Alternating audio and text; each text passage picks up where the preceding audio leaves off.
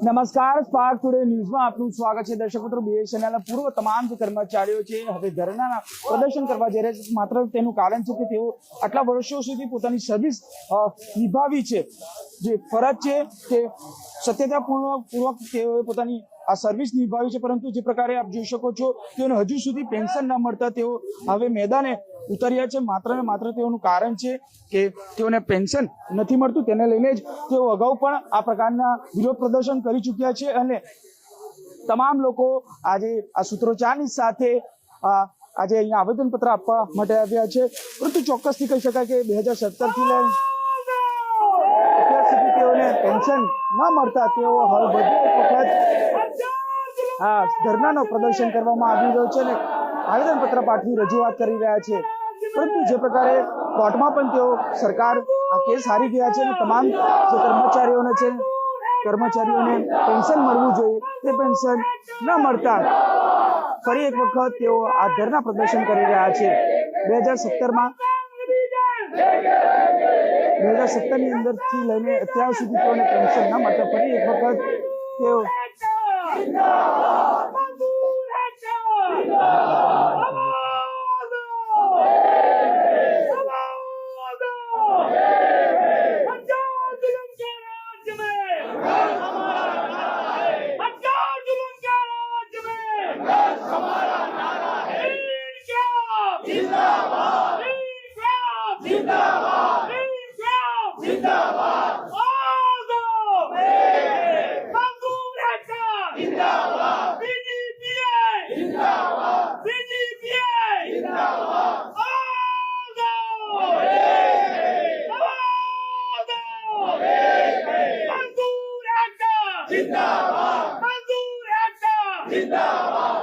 तमाम लोग आज धरना કરીને તેઓ આવેદનપત્ર આપવા જઈ રહ્યા છે। તેમની સાથે વાત કરીશું। સર, किस वजह से आज धरना? ये हमारा पेंशन रिवीजन है। हम लोग बीएसएनएल के रिटायर्ड कर्मचारी सभी हैं। 2017 से हमारा पेंशन रिवीजन नहीं हुआ है, आज 2023 हो गया है। हमको गवर्नमेंट जो है धोखे में रख करके आज देंगे, इस साल देंगे, ये करेंगे। आप बीएसएनएल घाटे में जा रहा है। घाटे और मुनाफे के चक्कर चला करके हम रिटायर्ड लोगों का भी पेंशन रिवीजन नहीं किया जा रहा है, जबकि हम लोग ऑलरेडी सेंट्रल गवर्नमेंट की एम्प्लॉयज है। पेंशन हमको जो दे रही है गवर्नमेंट दे रही है। बीएसएनएल घाटे में जा रहा है, इससे हमसे कोई मतलब नहीं है। फिर भी हमको गुमराह करके हम लोगों को, और हमको आज दिन तक पेंशन रिवीजन, हम लोग हर चीज पर तैयार हैं। या हमारा आप सेंट्रल गवर्नमेंट से डीलिंग कर दीजिए, या पीआरसी दे दीजिए। लोगों को जो सर्विंग एम्प्लॉयज उनको पीआरसी दीजिए, उनका भी पेंशन रिवीजन हो जाएगा। उनके साथ हमारा पेंशन, हम दोनों बात पे तैयार हैं। गवर्नमेंट, आज की गवर्नमेंट जो है डिक्टेटरशिप वाली गवर्नमेंट है। ये नहीं चाहती है कर्मचारियों को कभी या रिटायर्ड वालों को कभी कुछ मिल सके। सवाल इस चीज का है कि हम लोग जाएं कहाँ? कोर्ट से भी हम जीते हुए हैं, कोर्ट के आदेश को भी नहीं माना। इनका ड्यू समय में भी इन्होंने कोर्ट में केस नहीं किया। आज की तारीख में ये स्टे लेने के लिए फिर से हाई कोर्ट में जाकर के चक्कर लगा रहे हैं। हाई कोर्ट ने इनको फटकार लगाया है, कल उसकी हमारी तारीख है। इनको हाई कोर्ट ने फटकार लगाया कि आपके ऊपर कंटेम्प्ट ऑफ कोर्ट किया जाएगा, और हो सकता है इनके ऊपर कंटेम्प्ट ऑफ कोर्ट हो जाएगा। इनको 20-20 हजार रुपया इन्होंने दंड भी दिया यूनियन को, एसोसिएशन को, लेकिन इनकी आंखें अभी भी नहीं खुल रही है।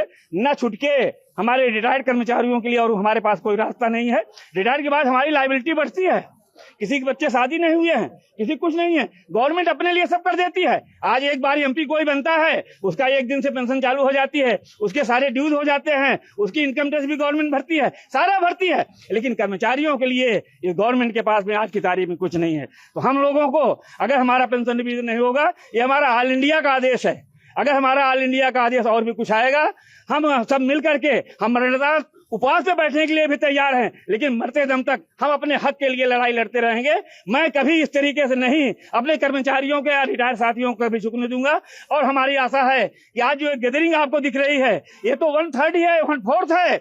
इसके बाद जो भी आदेश आएगा, हमारे सभी साथी हर चीज के लिए तैयार रहेंगे। हम लोग किसी भी सूरत में अपना पेंशन रिवीजन लेके रहेंगे। Thank you. बिल्कुल पेंशन लेने रहीશું। સર, શું માનો છો? અત્યાર સુધી નમસ્કાર બહુ થઈ ગયા, હવે ચમત્કાર બતાવવાની જરૂર છે। ચમત્કાર બતાવ્યું છે, કોર્ટમાં જીતેલા છીએ અને અત્યારે વિશાળ સંખ્યામાં, જ્યારે કે પેન્શનરોમાં તો કેટલા એક્સપાયર્ડ થઈ ગયા 2017 થી 24 સુધીમાં તો વગર પેન્શનનું મળ્યા વગર, પેન્શન રિવિઝન મળ્યા વગર એક્સપાયર્ડ થઈ ગયા છે। તો સરકારને દયા ભાવના નથી, જાગતા નથી। તો હજુ આનાથી જલદ જે પ્રોગ્રામ આવશે એમાં પણ અમે સાથ આપીશું. ઓલ ઇન્ડિયાથી જે પણ અમને આદેશ આવશે એ કરવા તૈયાર છે. બધા સ્વેચ્છાએ આવ્યા છે કે આ હદ થઈ ગઈ છે, હવે કંઈક વધારે જલદ પ્રોગ્રામ કરીએ. માનો છો કે જે નિષ્ઠાપૂર્વક ફરજ નિભાવ્યું એનું પરિણામ આજે તમારે ભોગવવાનું હોય છે? કારણ કે સરકાર પાસે આશાની અપેક્ષા તો હતી, પરંતુ હજુ સુધી તમને આ પેન્શન નથી મળી.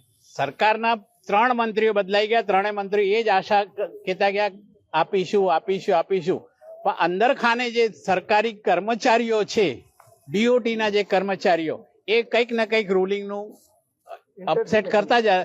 એના લીધે કોર્ટમાં ગયા, કોર્ટે એમને ઠપકો આપ્યો જ છે કે ના, તમે લોકો ના કરી શકો. કેમ કે અમે બધાએ 2000 પહેલાના DOT ડિપાર્ટમેન્ટ ઓફ ટેલિકોમના સેન્ટ્રલ ગવર્મેન્ટના પેન્શનરો છીએ. એટલે અમને ત્યારે કાયદા પ્રમાણે કીધું કે તમે ભલે BSNL કંપનીમાં જશો, પણ પેન્શન તો તમને સરકાર જ આપશે. જે પણ વધારો જ્યારે આવશે ત્યારે સરકાર જ આપશે. એટલે એ બંધાયેલા જ છે, અમને આપવા માટે બંધાયેલા જ છે. પણ એ ડખામાં કાનૂનમાં પડે રહે છે કે આમ થવું જોઈએ, આ થવું જોઈએ. જ્યારે કે કેન્દ્ર સરકારના કર્મચારીને 2006માં મળી ગયું 7મું પે કમિશન, હજી 8મું પે કમિશન તો ફરી તૈયારી ચાલુ થઈ ગઈ છે. અમે એમાં લટકેલા છે, તો હવે નવાની તો ક્યાં ઠેકાણું જ છે. એટલે જલદ પ્રોગ્રામ કરીશું તો 2 વસ્તુ મળશે. એ જ વસ્તુ માટે અમે આશા રાખીએ છીએ. બિલકુલ તમામ લોકો આશા રાખી રહ્યા છે અને આજે તેઓ આ ધરના પ્રદર્શન સાથે તમામ લોકો અહીંયા આવેદનપત્ર આપવા જઈ રહ્યા છે. આ BSNL ના તમામ જે પૂર્વ કર્મચારીઓ છે, ભારત સંચાર નિગમ લિમિટેડ, એ પ્રકારે તેઓ પોતાની નિષ્ઠાપૂર્વક ફરજ બજાવી છે, પરંતુ અત્યાર સુધી તેઓને 2017 થી લઈને 2024 સુધી તેઓને પેન્શન નથી આપવામાં. એટલે તેને લઈને તેઓ કોર્ટમાં પણ ગયા હતા. કોર્ટે પણ સરકારને ફટકાર લગાવી છે, પરંતુ તેમ છતાં પણ તેઓને આ પેન્શન નથી મળ્યું. તેને લઈને જ હવે આજથી લઈને તેઓ ધરના પ્રદર્શનની શરૂઆત કરી છે અને આંદોલનની શરૂઆત કરી છે. હવે જ્યાં સુધી તેઓને પેન્શન નહીં મળે ત્યાં સુધી તેઓ આંદોલન શરૂ કરશે. કેમેરામેન ગૌતમની સાથે Surat Solanki, spark today news, Vadodara.